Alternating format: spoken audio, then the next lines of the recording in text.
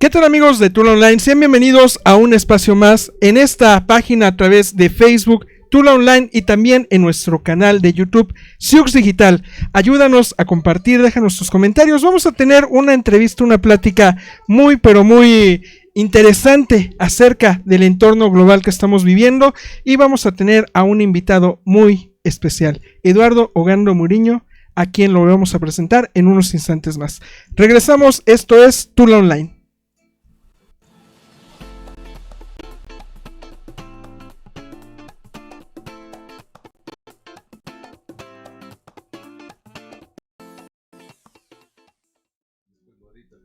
¿Qué tal, amigos? Pues ya estamos de nueva cuenta en este espacio a través de Facebook, a través de YouTube y a través de nuestra estación de radio en Siux Digital. Nos encuentras en Play Store y quiero presentarles a un muy buen amigo. Se trata del licenciado Eduardo Ogando Muriño, a quien recibimos. Licenciado, bienvenido.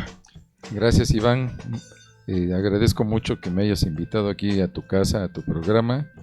Y bueno, pues queremos mandar un saludo también a todos nuestros amigos de aquí de Tula y del estado de Hidalgo. Excelente. Pues ya una amistad que tenemos compartiendo, pues ¿qué serán? ¿Unos 3 años, licenciado? Quizás más. Quizás más. Quizás más, sí, como unos 5 o 6 años. 5 años más o menos. Ahora sí que hemos compartido pues pláticas que muchos nos han comentado. Yo creo que ahí te vimos afuera de cierto lado, ahí estabas platicando. No, pues nos hemos pasado yo creo que horas continuas hablando de cualquier tema. Sí, no, pues me gusta bastante platicar contigo. Tienes un acervo cultural bastante interesante y bueno, siempre es muy grato entablar cualquier debate o cualquier intercambio de ideas contigo. Excelente, sí, excelente. Un placer siempre. Hemos platicado de economía, hemos platicado de cultura, tanto pues de la cultura mexicana como de pues varias culturas que tenemos la fortuna de conocer a través del internet, de libros, de toda la información que tenemos. Pero platíqueme, ¿cuáles son los temas que más le apasionan? Bueno, pues por mi formación académica, todo lo que tenga que ver con el derecho, con la política, con la economía, con la sociología, ¿no? Y además temas también de nuestra vida diaria, como los deportes, la cultura, etcétera. Sí, es muy variado. Excelente. Lo conocemos en 2 facetas, en licenciaturas diferentes, una como contador y otra como licenciado en Derecho. Cuéntenos un poquito de dónde surge esa intención de estudiar primero lo que fue contabilidad. Bueno, mira, no es contabilidad, es contaduría pública. Contaduría pública. Sí, hay una diferencia, ¿no? Porque ajá, el enfoque de la contaduría pública pues tiene que ver también, aparte de la contabilidad, con temas de la administración, de la economía y de muchas otras cosas, ¿no? Digamos que es como una rama de toda la carrera. Pues la contaduría pública es una carrera dentro de las administrativas. Ajá. Digamos que las dos carreras administrativas más comunes, las más famosas, es administración de empresas y contaduría. Ahí en la institución donde yo hice mis estudios, en la Escuela Bancaria y Comercial, eran 4 carreras con tronco común, que era administración de empresas, contaduría, banca y finanzas y administración financiera, eran las 4. Y en las 4 carreras llevamos la mitad de la carrera, es un tronco común. Son como que las más relacionadas entre sí. Excelente, excelente. Pero ¿de dónde nace ese gusto, ese interés por estar cursando esta carrera? Pues mira, siempre el ambiente familiar en casa fue un ambiente que tenía que ver con el tema de los negocios. La administración, mi mamá muy buena administradora, ella fue la que me enseñó muchas cosas que tienen que ver y además me motivó mucho para el tema de cómo llevar un negocio, ¿no? Y bueno, mi papá también, mi papá sobre todo, por su iniciativa. Yo creo que el orden y la buena administración de las mamás y la iniciativa y siempre el no temerle al riesgo en los negocios de parte de mi papá. Y bueno, pues ahí se fue combinando, ¿no? Nuestras experiencias de vida nos fueron llevando por ese camino. Excelente, excelente. Pero entonces, sobre todo, fue la experiencia o todo lo que influía a la mamá para que Eduardo Gando estudiara esta carrera. Pues quizás sí, quizás más la influencia de mi mamá. Siempre ver cómo las mamás se las arreglan para sacar adelante el hogar y además mi mamá administraba el negocio familiar. Ajá. Ella cuando éramos niños era la administradora del negocio familiar y aparte pues llevaba la casa, ¿no? Y bueno, pues también el verla a ella y el sentir que en algún momento dado yo tenía que ayudarlos también a seguir adelante con esa actividad empresarial que ya es de tradición familiar. Excelente. Es tradición familiar. Mi abuelita también, mi abuelita era muy buena para los negocios. Excelente. En este aspecto, pues afortunadamente todavía tiene la dicha de compartir esta vida con su señora madre, a quien le mandamos pues un fraternal abrazo, un saludo. ¿Y qué palabras le puede regalar el contador a su mamá? Pues decirle que primero pues le agradezco la vida, antes que nada, ¿no? El que me haya traído a este mundo y me haya enseñado principios y valores y muchas cosas muy hermosas y la formación que nos dio, porque bueno, el primer agregado social en el que estamos los seres humanos pues es la familia, ¿no? Claro. Y cuando hay una familia unida, una familia fuerte, una familia con principios y valores, la formación de la personalidad va por mejor camino. Y eso es lo que le agradezco tanto a mi mamá como a mi papá. Excelente. Hablando de su señor padre, ¿continúa con nosotros? No, él ya falleció hace algunos años. Mi papá Ramiro, aquí en Tula precisamente. Sí. Si tuviera enfrente al señor Ramiro, ¿qué le pudiera decir? Pues muchas cosas, muchísimas cosas, ¿no? La experiencia que nos da la vida me ha hecho ver que tenía mucha razón en muchas cosas, muchos consejos, muchos avisos que me daba de cómo tenía que conducirme en la vida y que pues la juventud muchas veces no nos dejaba ver. Y bueno, pues ahora que ya somos padres y que ya soy abuelo también y he tenido muchas experiencias de vida, pues sí reconozco muchos valores y muchas cosas que mi padre me dio. Algunos los tomé, otros no, y hoy quisiera haberlos tomado todos. Si numeráramos esos consejos, ¿cuál fue el más importante que le dio? Que a lo mejor ahorita es el tiempo que lo puede compartir todavía con sus hijos. Bueno, pues lo que siempre nos enseñó, que siempre hay que llevar una vida en la que seamos honestos hacia los demás y con nosotros mismos. El no hacerle daño a nadie.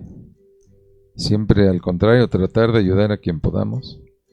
Y bueno, pues siempre también respetar a cada quien y darle a cada quien lo que es de cada quien. Sí, claro. Ser siempre justos. Claro que sí. Como lo dice, pues esa organización más importante para la sociedad es la familia. Qué bueno que los que tenemos esa posibilidad de estar compartiendo con nuestros padres, con quien tenga hijos, con sus hijos, es una gran bendición en ese aspecto, ¿no lo cree? Pero dentro de todo lo que estábamos platicando hace algunos días, Eduardo Gando se ha enfrentado con situaciones difíciles en la cuestión familiar. Una situación de salud que afectó a la familia, a uno de sus hijos. No sé si quiere hablar un poquito de ello.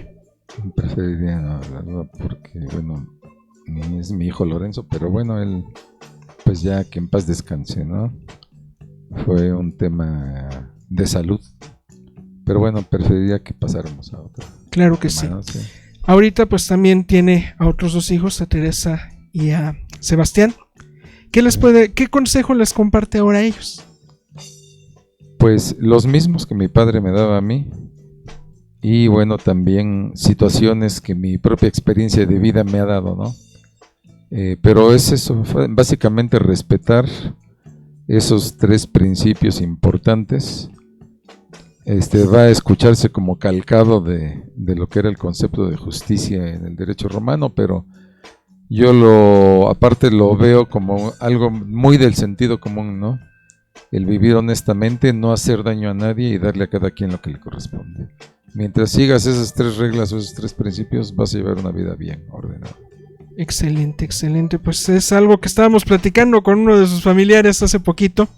Y pues de esa relación familiar pues viene su esposa también. O sea, es el tío de su esposa. Pero en este aspecto, ¿qué le quiere compartir también a su esposa?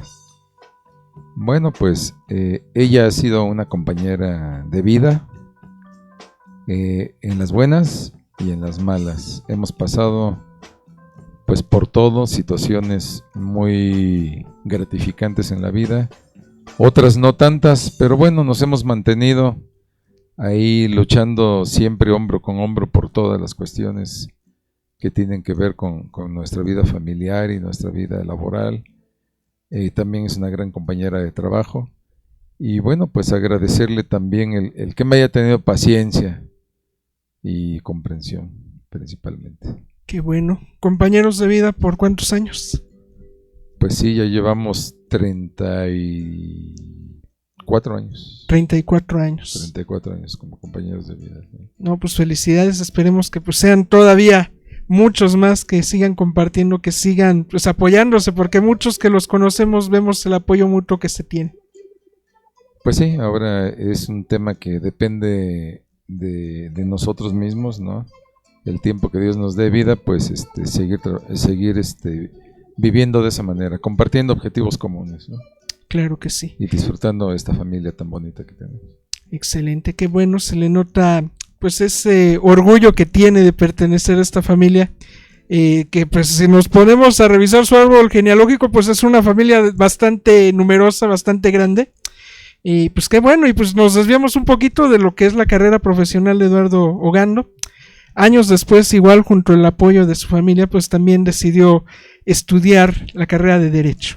¿De dónde surge esto? Bueno, el Derecho siempre ha sido una carrera que me llamó mucho la atención y en el tronco común que llevamos cuando estudié la licenciatura en Contaduría Pública, unas de las materias más importantes eran las que tenía que ver el derecho afines a la contaduría, como era el derecho administrativo, el derecho mercantil, el derecho bursátil, y bueno, pues ahí fue surgiendo. Después pude estudiar un curso rápido de derecho romano y me fui metiendo, ¿no? Además, como siempre me ha gustado mucho también la filosofía y la sociología. Bueno, pues son carreras que van de la mano, ¿no? Cuando te gusta el derecho tiene una parte que es la filosofía del derecho y también hay una sociología del derecho. Sí, sí. Y entonces el ir compartiendo cosas entre esas carreras me fue impulsando a estudiar la carrera de Derecho. Es una carrera que está presente en todos los ámbitos de nuestra vida. Creo que no hay un solo ámbito de nuestra vida que no esté regulado por el derecho. Claro, por supuesto. Nos regimos a ciertas normas que se enfocan mucho en las garantías individuales, algo de lo que hemos platicado mucho, tanto pues de esta parte como de la parte global, todo lo que nos hemos afectado en los últimos años. Vamos a hablar un poquito de la pandemia. ¿Cómo fue o cómo ve que la humanidad respondió a esta crisis sanitaria que vivimos? Pues mira, el tema de la pandemia se tomó de diferente forma según los distintos países y según también la raíz cultural de esos países, ¿no? Sí. Yo siento que los que más lo tomaron en serio fueron las naciones europeas. Yo creo que aquí en América, tanto Estados Unidos, nosotros mismos México, en un principio la gente no lo tomaba muy en serio. De hecho, hoy en día el 70% de la población del país no tiene todo el cuadro de las 4 vacunas, sumando los que solo tienen 1, 2, 3 o ninguna, son el 70% de la población del país. Entonces, bueno, eso quiere decir que no se ha tomado muy en serio, ¿no? Y veo también, y todo el tiempo que duró la pandemia, vi mucha gente muy relajada.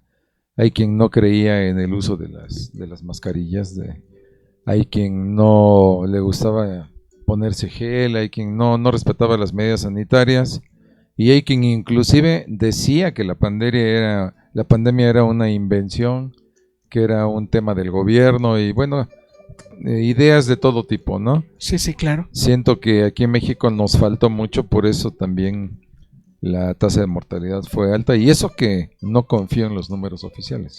Ajá. Los números de fallecimientos que nos han dado a conocer como oficiales, yo creo que son mucho más elevados. Sí, por supuesto. Y eso habla de que sí hubo un descuido de parte de la sociedad. Claro.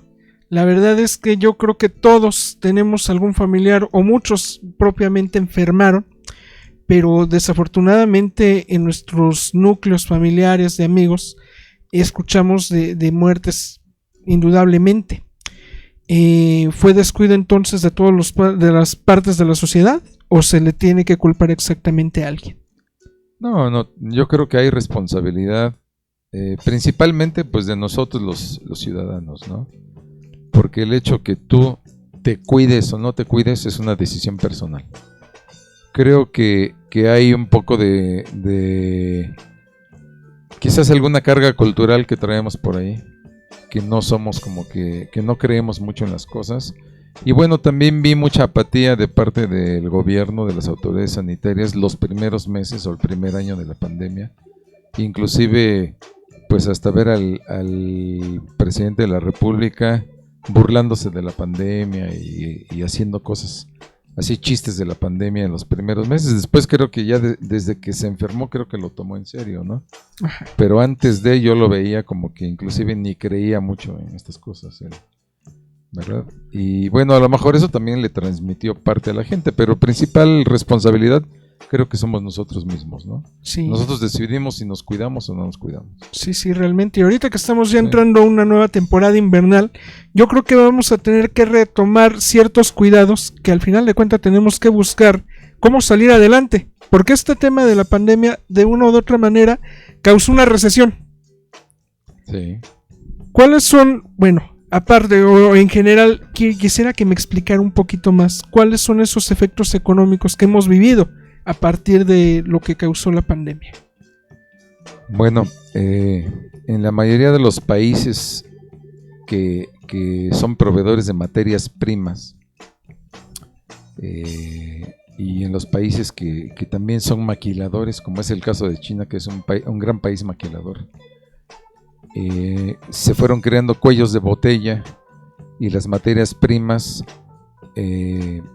tardaron en llegar a los mercados en donde iban a ser transformadas, pero tardaron en llegar porque también la actividad industrial disminuyó, como se mandaba a descansar a los trabajadores y se trabajaban medios turnos, o bueno, turnos muy, muy restringidos. También cayó la demanda de productos y no había suficiente oferta, y por lo pronto no se consumían las materias primas necesarias, y los transportistas, sobre todo la mercancía que llegaba por mar, que era la que más cuellos de botella generó. Sí. En los puertos, hubo puertos como en Estados Unidos, y mucha mercancía que viene de China entra a Estados Unidos, de ahí viene a México.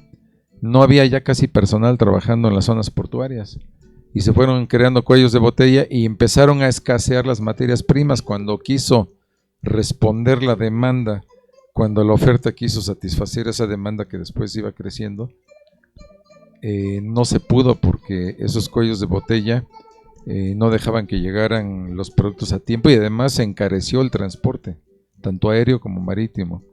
Un contenedor que costaba $2,500 antes, por ejemplo, de China a México, antes de la pandemia, llegó a costar $10,000. Hoy ya está bajando, porque las últimas semanas el costo del precio de transportación marítima de contenedor bajó como un 40%, ya está cayendo otra vez, ¿no? Pero sí hay una recesión. La industria y el comercio tardó en reactivar, y cuando quiso reactivar no pudo porque no había materia prima para hacerlo. Sí. Y eso también generó un efecto inflacionario. Acuérdate que cuando escasean los productos, precisamente lo que le da valor a un producto es la escasez. Sí. Y bueno, pues es un tema que estamos viviendo hoy en día. Y si a eso le sumas también la guerra, la invasión a Ucrania por parte de Rusia, bueno, pues eso vino a generar también cuellos de botella en cierto tipo de materiales que vienen de allá, como son los fosfatos, como son los cereales y algunos productos manufacturados, principalmente ucranianos. porque nosotros sí a Rusia, México no le compra mucho, pero sí hay mucho producto que llega ucraniano a través de Estados Unidos a México. Sí, sí. Y el costo de la guerra, ¿no? Eso también está afectando porque el dinero se está invirtiendo en material bélico, tanto de este lado de Ucrania y la OTAN como del lado ruso, y no se está generando mucha inversión en ciertas áreas.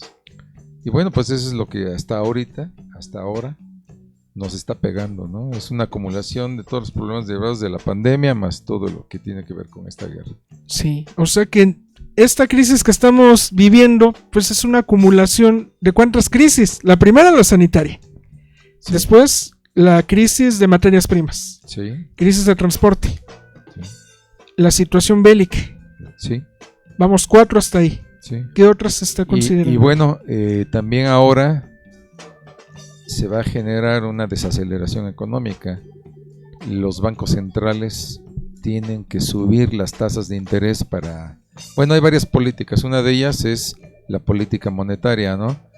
Tienen que subir tasas de interés del Banco Central para retirar dinero de la circulación para que sea más atractivo depositar que invertir.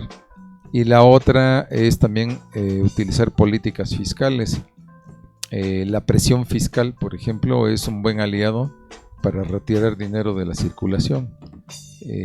Todos los programas, por ejemplo, de revisión profunda o cualquier tipo de presión fiscal hace que los contribuyentes desplacen gran parte del dinero que manejan a ponerse al tanto o ponerse al día en el pago de sus impuestos y van retirando dinero de la circulación también. Sí, claro. Es una manera, ¿no? Tiene que ser por varios lados, hay que generar que se retire dinero de la circulación para estabilizar los precios. O sea, se retira ese dinero en la circulación al momento de que se incrementan los intereses.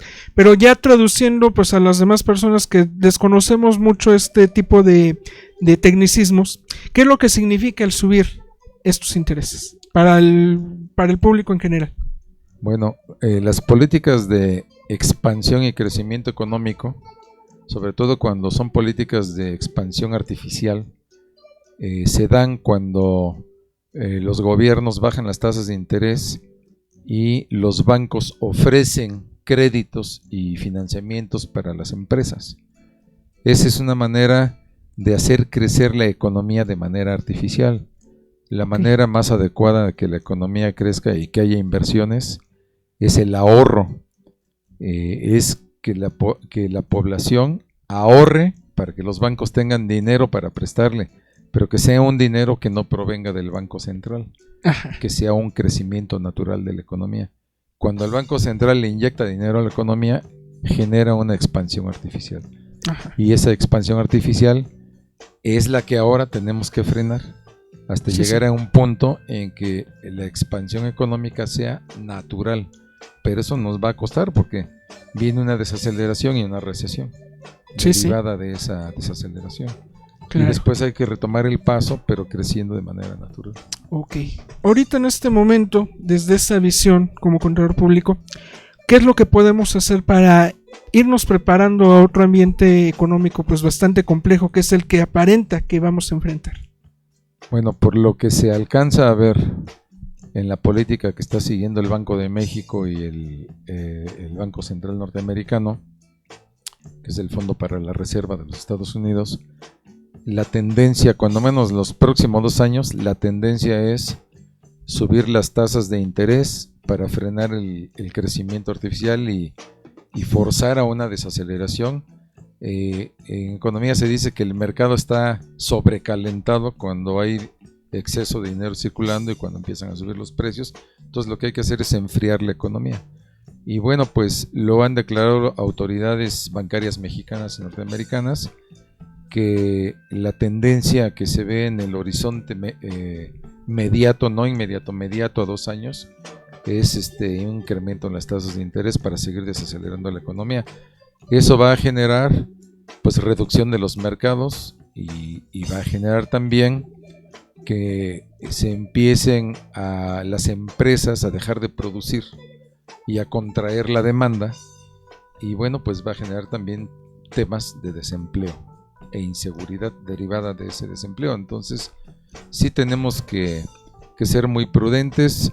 Yo siempre he pensado que el mejor método para expandir una economía, ya sea en un hogar, ya sea en un negocio, ya sea en un país, es a través del ahorro.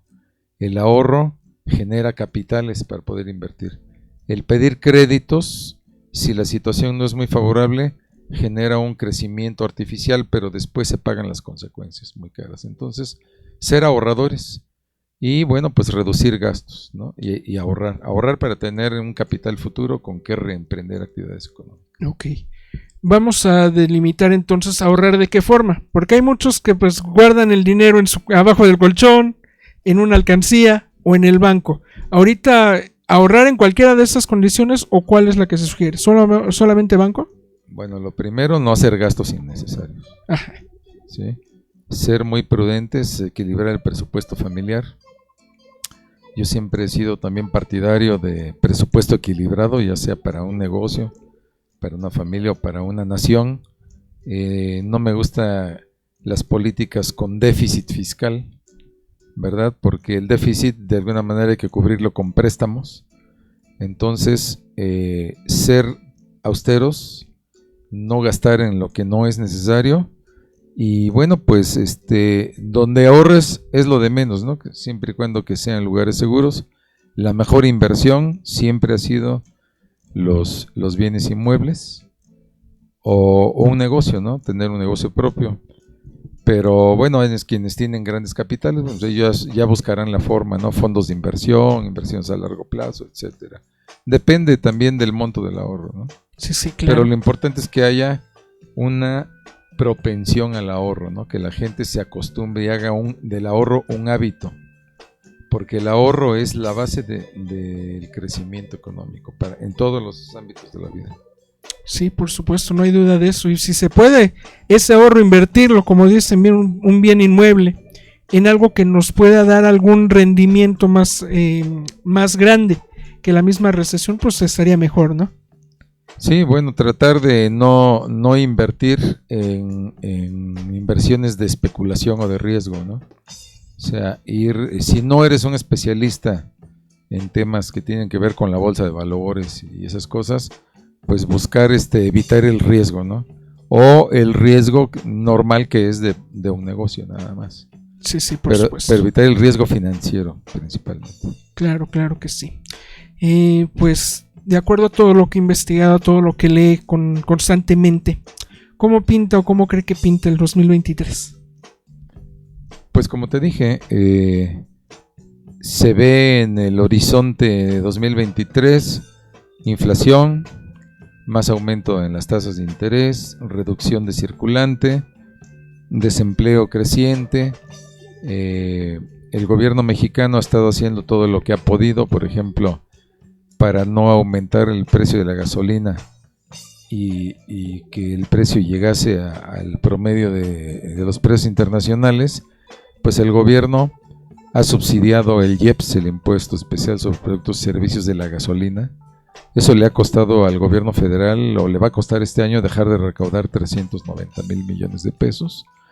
La otra, las importaciones de petróleo ya refinado, o sea, ya como gasolinas y aceites, pues aparte de que están incrementándose los precios en el extranjero, la estrategia ha sido cambiaria. El gobierno mexicano ha procurado de alguna manera manipular un poco el tipo de cambio, meter dólares de las reservas internacionales al mercado para que haya muchos dólares y la cotización del dólar baje, y así podamos, en los productos que tenemos que importar, no nos cueste tanto en el tipo de cambio a pesos mexicanos. Sí, sí. Digo, son estrategias, ¿no? Pero esas estrategias también a la larga traen un costo, ¿no? Sí, sí. Y lo mismo está pasando con la canasta básica. Son 25 productos de canasta básica. Hay dos maneras de tratar de mantener la canasta básica, que es lo que está haciendo el gobierno mexicano y lo ha dado a conocer. Es ese pacto con los empresarios que se dedican a la distribución de esos productos, compensar los productos que han subido mucho de precio con otros de producción nacional o de importación a través de un subsidio que les va a dar la Secretaría de Hacienda, para poder bajar los costos y también ayudándolos manteniendo la cotización del dólar respecto al peso más baja, manipulando el mercado cambiario. Okay. Pero bueno, te digo, eso sí. tiene un costo. Sí, claro. Hay otra situación también que ha hecho la Secretaría de Hacienda, que es el tratar de renegociar todos los pagos que se van a vencer de aquí a 2024, el 31 de diciembre de 2024, para, a través de esa renegociación, pasar los vencimientos para después de 2025 y también no tengamos que vivir un fin de sexenio como los que se vivían clásicamente antes, ¿no?